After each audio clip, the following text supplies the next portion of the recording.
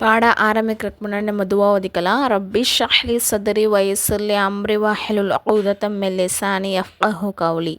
ரப்பி ஸித்னி இல்மா ரப்பி ஸித்னி இல்மா ரப்பி ஸித்னி இல்மா. இன்றைக்கி என்ன பாடம் அப்படின்னு சொன்னால் வித்ரு தொழுகை. அதாவது வித்ரு தொழுகிறது வாஜிப். அது விடுபட்டு போனால் அதை கலா செய்வது அவசியம். வித்ரு தொழுகை நேரம் என்னென்னா இஷா தொழுகைக்கு பிறகுலேருந்து வைகறை பொழுது வரை. சரிங்களா? இப்போ வித்ரு நம்ம எப்படி தொழுவணும் அப்படின்னு சொன்னால் இஷாவுடைய சுண்ணத்துக்கு பிறகு சரிங்களா, இஷா தொழுதுட்டு பின் சுண்ணத் தொழுதுட்டு வித்ருடைய நியத்துன்னு சொல்லிட்டு 3 ரக்காயத்து நியத்து வச்சுட்டு நம்ம என்ன பண்ணணும், ஃபஸ்ட்டு 2 ரக்காயத்தை எப்போதும் போல் தொழுதுறணும். சரிங்களா? தொழுது முடிச்சதுக்கப்புறம் 2ஆவது ரக்காயத்தில் அத்தஹியாத் மட்டும் ஓதிட்டு 3ஆவது ரக்காயத்துக்கு நின்றுட்டு அல்ஹம் சூரா துணை சூரா எல்லாமே ஓதிட்டு என்ன பண்ணணும் அப்படின்னு சொன்னால் அல்லாஹு அக்பர்னு சொல்லிவிட்டு தோல் பூஜை வரை கையை உயர்த்தி கட்டிட்டு என்ன பண்ணணும்னா துவா குனூத்து ஓதணும். பிறகு ருக்கு செய்து எப்போதும் போல் தொழுகையை நிறைவு செய்யணும். துவா குனூத்து அதாவது நம்ம இப்போ வித்ரு தொழுது முடிச்சதுக்கப்புறம் இது நம்ம சொல்லணும். சரிங்களா? சுபஹான மலிக்குல் குத்தூஸ் அப்படின்னு. இப்போ குனூத்து என்ன அப்படின்னு சொன்னால் அல்லாஹும்ம இன்ன நஸ்தஈனுக வ நஸ்தஃபிருக வ நுஅமினு பிக வ நதவக்கல அலைக வ நுஸ்னி அலைக்கல் கைர வ நஷ்குருக வ லா நக்ஃபுருக வ நஹ்லஉ வ நத்ருக்கு மை யஃப்ஜுருக அல்லாஹும்ம இய்யாக நஅபுது வ லக நுஸல்லி வ நஸ்ஜுது வ இலைக நஸ்ஆ வ நஹ்ஃபிது வ நர்ஜுலு ரஹ்மதக வ நக்ஷா அஸாபக இன்ன அஸாபக பில் குஃபாரி முல்ஹிக். இந்த பாடத்தோடைய கொஷின் ஆன்சர் பார்த்தோம் அப்படின்னு சொன்னால் வித்ரு தொழுகை நேரம் என்ன, வித்ரு தொழு முறை யாது, துவா குனூத் கூறவும். சரிங்களா? நோயாளியோடைய தொழுகையில் தீன் ஒரு தூணாக இருக்குது. எப்படிப்பட்ட நிலையிலையும் அவங்க தொழுகையை விடவே கூடாது. சரிங்களா? அப்போது அவங்களுக்கு ஏதாச்சும் நோய் காரணமாக இருக்காங்க, நோயாளியாக இருக்காங்க அப்படின்னு சொன்னால் அவங்களும் என்ன பண்ணக்கூடாது, தொழுகை விடக்கூடாது. ஆனால் வேறு விதமாக நம்ம தொழுகையை தொழுவலாம். எப்படி உட்காந்து தொழலாம், படுத்துட்டு தொழுவலாம். உட்காந்தே தொழுவ முடியலை அப்படின்னு சொன்னால் என்னது, படுத்துக்கிட்டாச்சும் என்ன பண்ணிடணும், தொழுதுறணும். அப்போ எந்தெந்த நிலையில் உட்காந்து தொழுவணும் அப்படின்னு சொன்னால் வியாதின் காரணமாக நிற்கவே முடியலை, அவங்க கால் ரொம்ப வலிக்குது, நின்றா இன்னும் கொஞ்சம் அதிகமாயிரும் அப்படின்னு சொன்னால் அவங்க உட்காந்து தொழுவலாம்.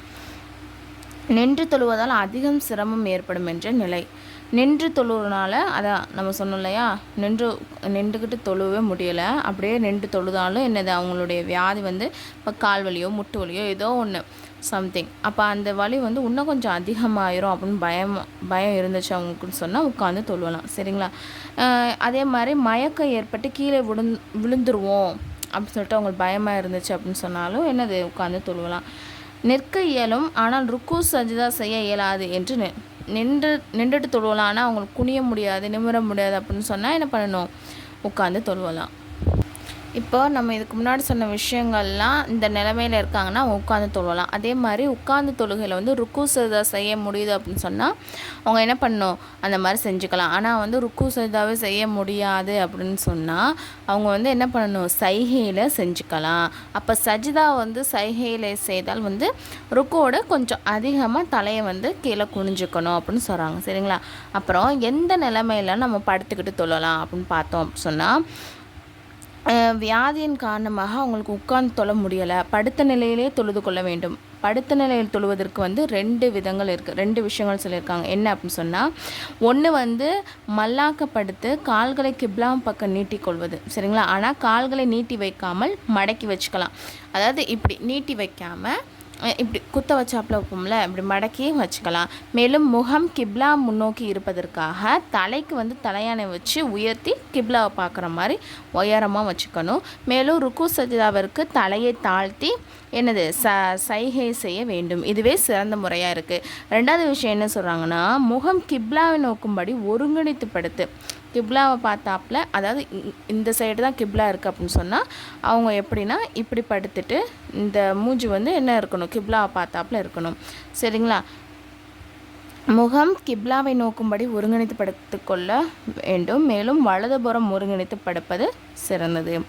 படுத்த நிலையில் தலையால் சைகனை செய்தும் தொழ இயல இயல முடியல, அதாவது கை கால்லாம் அசைக்க முடியலை, ஆனால் படுத்துட்டு தொழுவலாம் அப்படின்னாலும் தொழுகையை பிற்படுத்த வேண்டும். அப்படி ஒரு பகல் ஒரு இரவை விட அதிகமாக அதே நிலை நீடிக்குமானால் விடுபட்ட தொழுகை கலா செய்ய வேண்டிய அவசியமில்லை. அப்படி ஒரு பகல் இரவை விட குறைந்த நேரத்தில், அதாவது ஒரு நாள் முச்சூடு அவங்க அப்படி தான் இருக்காங்க, அதை விட அதிகமாக அதே நிலையில் தான் இருக்காங்க அப்படி சொன்னால் அவங்க கலா செய்யணும் அவசியம் இல்லை.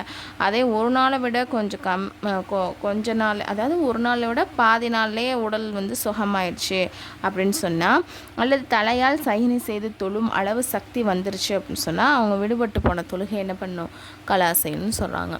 இப்போ இந்த பாடத்தில் உள்ள கொஷின் ஆன்சர் என்ன அப்படின்னு சொன்னால், எந்த நிலைமையில் உட்கார்ந்து தொழுவது கூடும், உட்கார்ந்து தொழும் முறை என்ன, படுத்து தொழும் முறை கூறுக. இது வந்து ஃப்ரீ முஅல்லமா கோர்ஸ். இதில் வந்து நான் சேரன்னு விருப்பம் உள்ளவங்க, அதாவது ஒன்லி லேடிஸ் மட்டும் இதில் வந்து ஜாயின் பண்ணிக்கோங்க. நான் வந்து கீழே டிஸ்கிரிப்ஷனில் வந்து டெலகிராம் குரூப்போடைய லிங்க் வந்து கொடுத்துட்றேன், அதில் வந்து ஜாயின் பண்ணிக்கோங்க. அதில் வந்து டீட்டெயில்ஸ் வந்து இருக்குது.